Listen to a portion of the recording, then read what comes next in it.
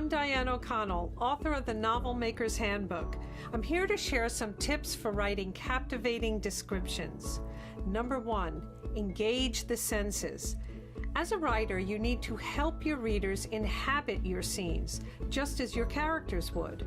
For example, instead of describing how a dilapidated room looks, bring in the smell of the mold, the sound of the creaking floorboards, and the feel of the grimy surfaces. Number 2, integrate description into the action.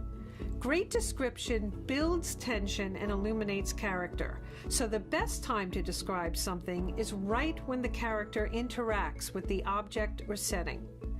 For instance, say your character is staying in an unfamiliar hotel and feels totally out of her element.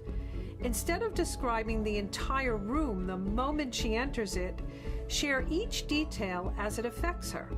Show her frustration with not being able to figure out the high-tech system for raising and lowering the shades, or her panic as she turns on the shower and gets blasted by the fancy jets. Number 3, use the character's attitude. What a character notices and her attitude toward it is revealing. Say you have a scene that takes place in a small, cluttered apartment.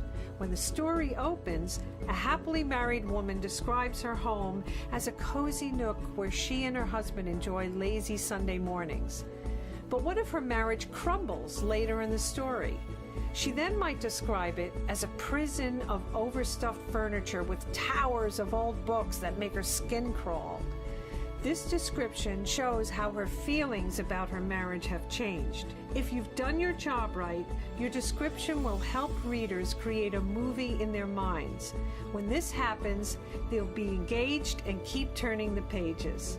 If you found these tips helpful, you'll find many more in the Novel Maker's Handbook. Thanks for joining me. Stay tuned for more tips.